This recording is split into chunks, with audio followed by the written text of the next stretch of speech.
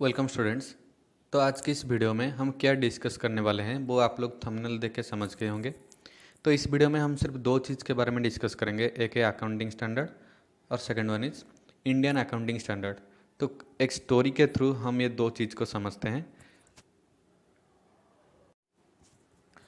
So let's start the story. तो एक businessman था, उसने एक बिजनेस स्टार्ट किया। तो कुछ इन्वेस्टर्स लोग आए जो लोग उनका पैसा बिजनेस में लगाए। ओके, तो बिजनेस में उनका पैसा लगा, बिजनेस का डे टू डे एक्टिविटीज चला। कुछ दिन जाने के बाद ये जो बिजनेसमैन था वो सोचा कि जो इन्वेस्टर्स लोग हैं ये तो बिजनेस को रोज़ नहीं आ पाएंगे, बिजनेस का डे टू डे एक्टिविटीज़ को चेक नहीं कर पाएंगे। इसलिए बिजनेसमैन ने इन्वेस्टर के साथ फ्रॉड करने की कोशिश की। तो उसने क्या किया ना, जो फाइनेंशियल स्टेटमेंट उसने बनाया उसमें वो प्रॉफिट लेस शो किया, जिससे क्या होगा ना, इन्वेस्टर लोग को कम पैसा देगा वो बिजनेसमैन। तो ये जो फाइनेंशियल फ्रॉड किया बिजनेसमैन ने, ये इन्वेस्टर लोग को पता चल गया। ओके, तो ये जो इन्वेस्टर लोगों ने सोचा जो ये जो फाइनेंशियल फ्रॉड हो रहा है, जो चीटिंग कर रहे हैं बिजनेसमैन, इसको ओवरकम कैसे किया जाए। तो जहाँ पे फाइनेंशियल फ्रॉड होता है कि फाइनेंस की बात होती है, तो वहाँ पे वो लोग किसको बुलाते हैं ना, हम लोग को बुलाते हैं, सीएज को बुलाते हैं। तो ये जो इन्वेस्टर ने ये सीए को बुलाया, सीए को बोला कि तुम बिजनेस का फाइनेंशियल स्टेटमेंट बनाओ, सही से फाइनेंशियल स्टेटमेंट बनाओ, जिससे कि हम बिजनेस का एक्चुअल रिजल्ट जो है वो हमको पता चल सके। ओके, जिससे क्या होगा ना, हमको इन्वेस्ट करने में आसानी होगा और हमको इन्वेस्ट के अनुसार ही हम रिटर्न भी पा सकेंगे बिजनेस से। तो सीए ने बोला हाँ साहब ठीक है, तो मैं फाइनेंशियल स्टेटमेंट ठीक से बनाता हूँ। ओके, कुछ साल गया, सीए ने अच्छे से फाइनेंशियल स्टेटमेंट बनाया, जिससे इन्वेस्टर लोग भी खुश थे। अब बिजनेसमैन ने सोचा कि अब मैं सीए से बात करके फिर से वो फ्रॉड करने की कोशिश करूँगा। तो अब सीए और बिजनेसमैन ये दोनों लोग हाथ मिला लिए। तो फिर से क्या किया ना, सीए ने बिजनेसमैन को पूछा तुम्हें कितना रिजल्ट चाहिए। तो बिजनेसमैन ने बोला इतना प्रॉफिट शो कर। तो सीए ने अपना ही कुछ रूल्स रेगुलेशन फार्मूला पका के जो फाइनेंशियल स्टेटमेंट में बिजनेसमैन के अनुसार रिजल्ट शो करा।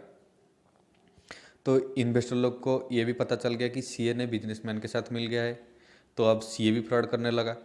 तो ये जो सीए के थ्रू जो प्रॉब्लम क्रिएट हुआ उसको ओवरकम कैसे करेंगे ना, उन लोगों ने जो सीए है उनका इंस्टीट्यूट क्या है ना, हमारा institute ICAI, okay, institute of chartered accountant of India. Investor लोगों ने आईसीए के पास कंप्लेंट किया कि तुम्हारा जो सीए है वो फ्रॉड कर रहा है, अपना ही कुछ रूल्स रेगुलेशन बना के कुछ प्रॉफिट शो कर रहा है, लेस प्रॉफिट शो कर रहा है, कुछ डेप्रिसिएशन गलत चार्ज कर रहा है, ये सब फ्रॉड कर रहा है तुम्हारा सीए।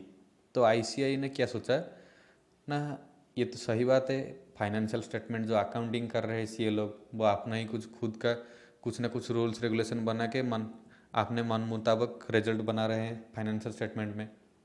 तो ये सारे दिक्कत को ओवरकम करने के लिए आईसीआई ने एक कुछ रूल्स बनाया, जो रूल्स को हर सीएस को मानना पड़ेगा, बट जो वो फाइनेंशियल स्टेटमेंट बनाएगा उसको उस रूल्स रेगुलेशन मानना मैंडेटरी हो जाएगा। ओके, तो सारे जो फ्रॉड्स हो रहे थे तो उस फ्रॉड्स को बंद करने के लिए आईसीआई ने कुछ रूल्स बनाया, जो जिस रूल्स को हम क्या बोलते हैं ना, अकाउंटिंग स्टैंडर्ड। कुछ प्रोविज़न, कुछ रूल्स, कुछ स्टैंडर्ड बनाया जिसको हम अकाउंटिंग स्टैंडर्ड कहते हैं। ओके, तो ये पहली बात होगी अकाउंटिंग स्टैंडर्ड की। तो अकाउंटिंग स्टैंडर्ड बनाने के बाद सीए ने खुद का कुछ रूल्स नहीं लगा पाया फाइनेंशियल स्टेटमेंट में। उसके बाद क्या होगा ना, जो आईसीआई का रूल्स फॉलो करने के बाद फिर से फाइनेंशियल स्टेटमेंट में सही रिजल्ट आने लगा। तो अब सीए और बिजनेस के मैन के बीच जो एग्रीमेंट हुआ था, जो उनका जो फ्रेंडशिप हो गया था, वो बंद हो गया। ओके, तो ये था अकाउंटिंग स्टैंडर्ड। तो अकाउंटिंग स्टैंडर्ड हम सीएस लोग को क्यों समझना है, क्यों हमको अकाउंटिंग स्टैंडर्ड के बारे में पढ़ना है ना, फाइनेंशियल स्टेटमेंट को सही तरीके से बनाने के लिए हमको अकाउंटिंग स्टैंडर्ड को, रूल्स जो रेगुलेशन है उसको जानना पड़ेगा। तो अब जो हमने डिस्कस किया, ये स्टोरी सब किसके अंदर था ना, ये सारे चीज़ इंडिया में हो रहा है।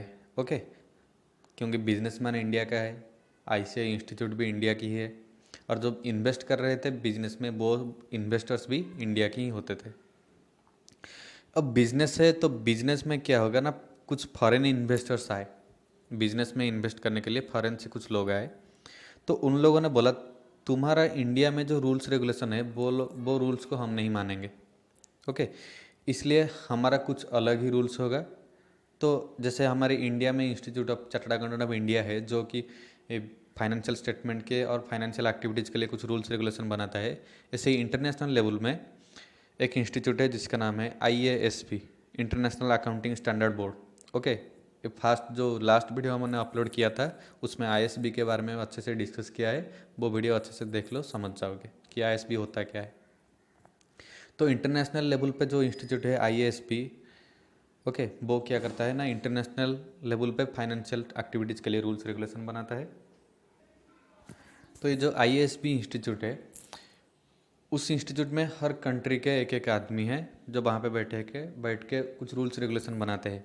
वहाँ पे कुछ एशिया के होंगे, कुछ अफ्रीका से होंगे, कुछ ऑस्ट्रेलिया से होंगे, कुछ हमारा इंडिया से भी होंगे मेंबर्स IASB में। तो वो सब लोग मिलके कुछ रूल्स बनाते हैं, जो रूल्स को इंटरनेशनल लेवल पे फॉलो किया जाता है। ओके, तो जैसे हमारे ICAI ने जो रूल्स बनाया था उसको हम अकाउंटिंग स्टैंडर्ड बोलते थे। वैसे जो ISB है वो जो रूल्स बनाता है उस रूल्स को हम क्या कहते हैं ना, IFRS, international financial report standards. Okay, तो फॉरेन इन्वेस्टर ने क्या किया ना, इंडिया में जो रूल्स बनाया जाता है वो रूल्स को हम नहीं फॉलो करेंगे, इसलिए हमारे इंटरनेशनल लेवल पे जो इंस्टीट्यूट है, जो ISB है, वो जो रूल्स बनाएगा उस रूल्स को हम फॉलो करेंगे। तो ये रूल्स को हम इंडियन में जो ICAI है वो बोलेगा हाँ ठीक है, वो रूल्स हम भी फॉलो करेंगे, जिससे कि क्या होगा ना, हमारे बिजनेस में जो कंट्री इंडिया में जो बिजनेस है उनका फॉरेन इन्वेस्टर के साथ रिलेशन अच्छा होगा। इसलिए जो IFRS है उसको थोड़ा चेंज करके इंडिया में वो रूल्स को फॉलो किया गया। ओके, जैसे इंडिया में रूल्स बनाया जाता था उसको हम अकाउंटिंग स्टैंडर्ड बोलते थे। इंटरनेशनल लेवल पर जो रूल्स बनाया जाता है उसको हम IFRS बोलते हैं। लेकिन जो इंटरनेशनल रूल्स जो कि इंडिया में फॉलो किया जाता है उस रूल्स को थोड़ा चेंज करके हम क्या बना लेते हैं ना, Indian accounting standard. Okay, international rules को हम इंडिया में भी फॉलो करते हैं, जैसे कि फॉरेन इन्वेस्टर्स को कंफ्यूज ना हो, इसलिए वो रूल्स को हम भी फॉलो करते हैं, लेकिन उसका नाम थोड़ा चेंज हो गया है क्योंकि उसके रूल्स में भी कुछ चेंजेस करके हम लोग फॉलो करते हैं। उस रूल्स को हम क्या बोलते हैं ना, इंडियन अकाउंटिंग स्टैंडर्ड। ओके, तो ये था दो टर्मिनोलॉजी, एक था अकाउंटिंग स्टैंडर्ड और दूसरा था इंडियन अकाउंटिंग स्टैंडर्ड। इसके इंट्रोडक्शन के बारे में हमने डिस्कस किया। इस वीडियो में हमने ये देखा कि अकाउंटिंग स्टैंडर्ड और इंडियन अकाउंटिंग स्टैंडर्ड को एक चार्टर्ड अकाउंटेंट को समझना क्यों ज़रूरी है। ओके, तो ये था छोटा सा स्टोरी जिसके थ्रू हम अकाउंटिंग स्टैंडर्ड और इंडियन अकाउंटिंग स्टैंडर्ड के बारे में समझे। Okay, so thanks for watching. अगर आपको इस वीडियो अच्छा लगा तो लाइक करें, चैनल को सब्सक्राइब करें और आप लोग आपके फ्रेंड्स लोगों के साथ ये वीडियो को शेयर करें। So thanks for watching.